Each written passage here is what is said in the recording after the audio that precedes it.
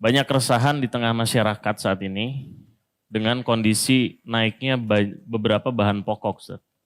Termasuk bahan-bahan yang mungkin seperti beras dan bahan-bahan pokok makanan lainnya. Tapi di satu sisi mungkin banyak saudara-saudara kita yang penghasilannya segitu-segitu aja, Ustaz. Sedangkan mereka juga merasa kita nih seperti dizolimi dengan kebijakan-kebijakan yang ada. Nah, menurut pandangan Islam, Ustaz, ketika kita bertemu dengan kondisi seperti ini, apa yang harusnya kita lakukan, Ustaz? Baik, sebenarnya yang pertama harus difahami itu beberapa poin ya. Kalau rezeki itu sudah tercatat, ikhwat dan akhwat sekalian. Makanya Ibnu Qayyim rahimahullah mengatakan seharusnya setiap muslim itu fokus memikirkan bagaimana hubungan terbaik terjadi antara dia sama Tuhannya, Allah subhanahu wa ta'ala. Dia menjalankan tugas dengan baik dan kewajiban yang telah dibebankan kepadanya dan maksimal, serta tidak usah terlalu banyak fokus memikirkan masalah rezeki dan ajal. Karena keduanya hanya butuh ikhtiar yang sederhana saja. Untuk mendapatkan rezeki hanya butuh ikhtiar sedikit atau berusaha. Begitu juga dengan kematian butuh persiapan. Karena dua-duanya sudah dijamin dari sebelum penciptaan alam semesta ini. Dari statement beliau ini sebenarnya yang sangat menarik adalah bagaimana bukan kita tidak boleh ikhtiar dalam masalah rezeki. Kita boleh bekerja. Tetapi jangan lupa kalau semua itu sudah tercatat di sisi Allah subhanahu wa ta'ala. Tidak usah ragu dengan rezeki. Makanya Hasan Basri rahimahullah mengatakan, aku selalu senang dan tenang karena dua hal. Tentu ada beberapa athar yang lain disebutkan beberapa hal oleh beliau. Tapi saya fokus coba kedua hal dan beliau mengatakan karena yang pertama rezekiku sudah ditentukan oleh Allah, tidak akan pernah diambil oleh orang lain. Dan yang kedua adalah ajalku sudah ditentukan, maka aku akan selalu sibukkan untuk beramal. Dalam riwayat lain, antara lain beliau mengatakan, sesungguhnya ya, aku akan dihisap oleh Allah dan dipertanyakan tentang amalku dan tidak mungkin akan dikerjakan oleh orang lain, maka aku sibuk dengan amal-amalku. Jadi yang pertama yakinlah rezeki itu ada. Mau bagaimanapun pasar, harga naik, harga turun, rezeki kita sudah dicatatkan oleh Allah subhanahu wa ta'ala. Kita tidak akan meninggal teman-teman sekalian sampai setetes air yang sudah Allah takdirkan menjadi rezeki kita akan sampai kepada kita. Dalam sebuah hadis kata Nabi SAW tidak akan meninggal satu jiwa sampai rezeki terakhirnya tersempurnakan. Pasti akan sampai kepada kita. Itu yang pertama. Yang kedua, memang dalam kehidupan ini ada suka dan duka. Tidak semuanya adanya suka. Kita memang akan ada nikmat supaya kita bersyukur, ada cobaan supaya kita bersabar. Cobaan macam-macam. Ada orang cobaan di dirinya dengan penyakit, ada orang cobaan dari orang sekitarnya, pasangan hidupnya, mertuanya, orang tuanya, kerabatnya, iparnya dan seterusnya. Ada orang mungkin cobaannya dengan teman-teman terdekatnya. Dan sekian banyak contoh-contoh dalam masalah ini dari kehidupan Nabi SAW dan seterusnya. Semua orang akan diuji. Ada juga ujian masyarakat dari pemimpinnya, ada ujian pemimpin dari masyarakatnya. Maka hal-hal yang seperti ini ujian dari Allah subhanahu wa ta'ala. Tugas kita bersabar. Bagaimana caranya bersabar? Menerima dulu keputusan Allah subhanahu wa ta'ala sebagai sebuah ujian sambil kita ikhtiar. Kita coba luruskan kalau itu memang salah, kalau ada kezaliman. Kita memohon kepada Allah subhanahu wa ta'ala agar kezaliman ini diangkat. Sebagaimana sabda Nabi SAW dalam sebuah hadis yang sahih, kalau seandainya kalian dikaruniai oleh Allah pemimpin yang zalim, maka apa yang kalian diberikan, ambillah. Yang kalian belum diberikan, maka mohonlah kepada Allah subhanahu wa ta'ala karena sesungguhnya waktu itu sangat dekat. Maksudnya ajal masing-masing sangat dekat. Kezaliman itu tidak akan bertahan seterusnya. Gitu kan?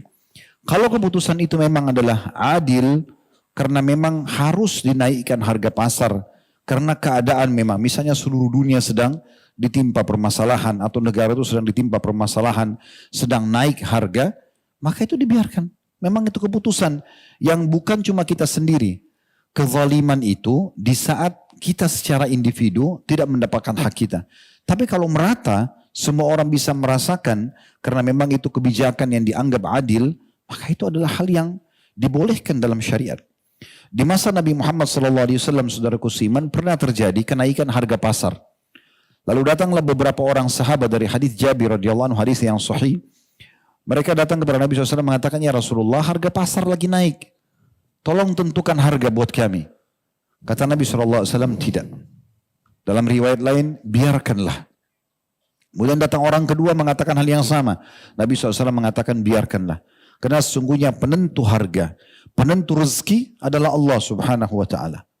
Di sini banyak sekali ulama menanggapi statement Nabi SAW. Kenapa beliau sebagai pemerintah tidak menentukan harga dan membiarkan pasar? Karena beliau tahu tentang kondisi di masa itu. Maka kita di sini teman-teman sekalian bersabar. Kita doakan agar Allah Subhanahu wa Ta'ala memberikan jalan keluar dari permasalahan ini. Mungkin di saat kita berada di posisi para pemimpin, mungkin kita akan mengambil kebijakan seperti itu atau lebih. Kita tidak pernah tahu. Yang penting alhamdulillah kita dikuatkan dengan poin pertama, rezeki kita ada. Akan sampai kepada kita dengan izin Allah Subhanahu wa Ta'ala. Maka tidak perlu khawatir dengan masalah ini. Tapi tetap tadi saya bilang di poin selanjutnya bersabar. Artinya sabar itu terima keputusan Allah Subhanahu wa Ta'ala sebagai ujian tapi sambil ikhtiar. Yang suaranya bisa sampai di saat ini memang adalah kezaliman, disampaikan. Seperti tadi sabda Nabi SAW, apa yang kalian diberikan ambillah, yang kalian belum diberikan mohonlah kepada Allah Subhanahu wa Ta'ala secara langsung. Ketahuilah waktu itu sangat dekat. Kan begitu. Kalau keputusan itu adil, maka kita berdoa kepada Allah Subhanahu wa Ta'ala semoga Allah berikan solusi dari permasalahan buat negara misalnya, ya, atau keadaan yang sedang ada supaya bisa kembali normal dan seterusnya. Caranya supaya kita bisa mengetahui tentang kondisi dan keadaan nikmat Allah yang ada kepada kita walaupun sebenarnya ujian sedang ada. Coba perhatikan orang yang lebih berat dari kita. Coba perhatikan kondisi orang yang lebih berat daripada kita. Jangan sampai teman-teman kita hanya sakit flu saja, kita sudah menganggap seperti sudah terjadi kiamat. Padahal di sekitar kita ada orang yang flu dan demam. Kalaupun kita flu dengan demam, ada orang flu, demam dan rematik. Ada orang stroke. Ada orang yang sekarang di masa ini, saya terus mengikuti keadaan teman-teman kita di Gaza, mereka makan rumput, gak ada makanan. Rumput, mereka cabut rumput, mereka makan. Sisa-sisa makanan yang sudah tidak layak dimakan, makanan-makanan hewan, mereka ambil. Karena tidak bisa lagi hidup. Seseorang anak muda di sana sekarang mengirim sebuah cuplikan, dia meminum air dari bekas, maaf saya bahasakan WC. Air-air dari saluran pembuangan, mereka tidak bisa lagi punya air. Tapi dia dengan mengatakan, Alhamdulillah, tidak ada air lagi, saya mati kalau tidak minum. Tetapi saya merasakan air ini seperti air yang suci dan air yang sehat, karena saya tidak punya yang lainnya. Anak kecil, sudah nggak ada lagi orang tuanya. Terpaksa tidur di jalan, musim dingin sekarang. Di Palestina beberapa wilayah turun salju. Lihat keadaan mereka teman-teman sekalian. Kita cuma sekedar misalnya ada sedikit harga naik, tapi antum masih bisa makan. Termasuk di negara kita, Masya Allah, Tabarakallah. Artinya dengan adapun yang naik. Bukan saya membela kalaupun ini ada keputusan zalim. Saya tidak katakan juga itu zalim. Tetapi kita bisa melihat dengan kacamata yang berbeda tentang kondisi dan keadaan orang lain. Terlalu banyak orang yang lebih besar ujian daripada kita. Sampai hari ini di beberapa negara di Afrika setiap hari itu bisa dikatakan ribuan orang meninggal dunia karena kelaparan. Karena penyakit, mereka tidak ada obat. Mereka tidak punya pakaian dan segala macam hal. Kita Masya Allah bisa beli pakaian, masih ada pekerjaan. Cuma mungkin ada perubahan harga di barang. Kita coba ikhlaskan menerima keputusan Allah. Kemudian kita coba ikhtiar tadi saya bilang. Kalau itu zalim, minta sama Allah diberikan solusinya. Bukan supaya dibalaskan, tidak. Bagi supaya Allah berikan jalan keluar. Kalau itu adil, Allah juga memberikan pahala orang yang sudah berijtihad dan tetap mengembalikan kenormalan. Jadi coba lihat teman-teman keadaan-keadaan seperti ini ya. Supaya kita bisa sadar ternyata ada orang yang lebih berat daripada kita. Bahkan Nabi SAW mengatakan dalam sebuah hadis yang sahih, kalau sedang memuncak ujian Allah kepada kalian, ada musibah, ingatlah musibahku. Karena musibahku itu akan meringankan musibah kalian. Musibah apa yang berat, lebih berat teman-teman sekalian di masa daripada Nabi SAW. Beliau orang terpercaya Mekah, tokoh masyarakat, jalur nasabnya jalur yang paling mulia, orang yang paling sempurna secara fisik, sangat tampan. Sebagian ulama ada yang mengatakan Nabi SAW lebih tampan daripada Nabi Yusuf alaihissalam. Nabi Yusuf punya sepertiga ketampanan dunia. Beliau terkenal, begitu jadi Nabi didustakan oleh kaumnya sendiri. Dimulai dengan pamannya Abu Lahab. Waktu Nabi SAW kumpulin orang untuk menyampaikan agama Allah, Abu Lahab yang pertama mengatakan, Tabban lak ya Muhammad. Kecelakaan buat kamu. Alihada jama'atana, Apakah karena ini kau kumpulkan kami? Disuruh orang-orang bubar. Waktu Nabi SAW ingin berdakwah ke kota Taif, dalam beberapa athar disebutkan, yang menyusul ke kota Taif untuk menyampaikan masyarakat Taif dan tokoh masyarakat untuk menolak dakwah Nabi SAW, itu Abu Lahab, paman beliau sendiri. Dan seterusnya. Waktu Nabi SAW hijrah ke Madinah, yang menjual dan mengambil rumah Nabi SAW, yaitu rumah Khadijah, termasuk rumah besar di Mekah, itu sepupunya sendiri. Saudaranya Ali bin Abi Thalib.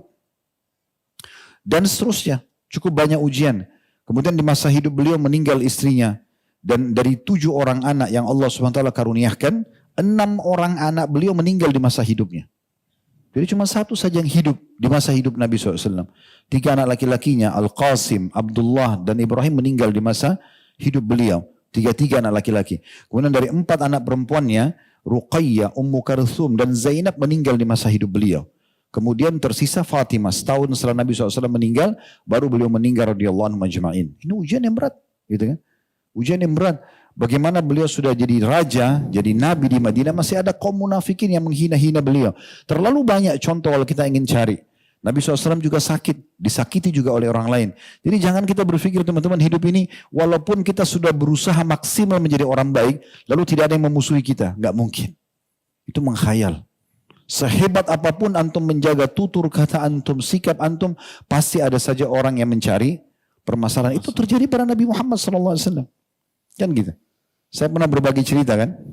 Saya kadang-kadang kalau lagi ingin melunakkan hati lebih jauh, ingin menambah keimanan, seringkali saya dengar tilawah imam-imam Masjid Haram. Satu waktu saya pernah dengar Syekh Abdullah Juhani, Dr. Abdullah Juhani, suaranya sangat bagus, Masya Allah menurut saya. Kemudian saya dengarkan sholat subuh beliau. Indah sekali. Mungkin sekitar 20 menit. Dari 2 rakaat itu. Disatukan rakaat pertama sama rakaat kedua bacaannya. Maksudnya sholat itu. Saya dengar rakaat pertama, rakaat kedua. Setelah selesai. Masya Allah bagus sekali bacaannya. Tilawahnya juga enak didengar. Kebetulan juga Allah amanahkan saya bisa ngerti apa yang beliau baca. Maka kita lebih tersentuh di situ. Tapi subhanallah selesai melihat cuplikan itu di YouTube. Saya kaget melihat tidak sengaja. Ada orang yang dislike. Jempol bawah. Padahal tilawah Al-Quran, Syekh ini tidak bicara apa-apa. Enggak jelasin hukum, bicara enggak. Salat subuh, Allahu Akbar, baca Al-Fatihah, baca surah.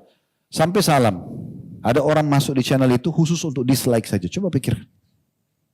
Apalagi kalau kita ngomong, bicara, terus kemudian tidak ada yang mencari kesalahan kita, itu udah biasa. Itu suka dukanya kehidupan. Justru di situ antum gunakan momentum untuk lebih dekat kepada Allah Subhanahu wa taala. Antum sadar antum punya Tuhan yang mengatur semua itu.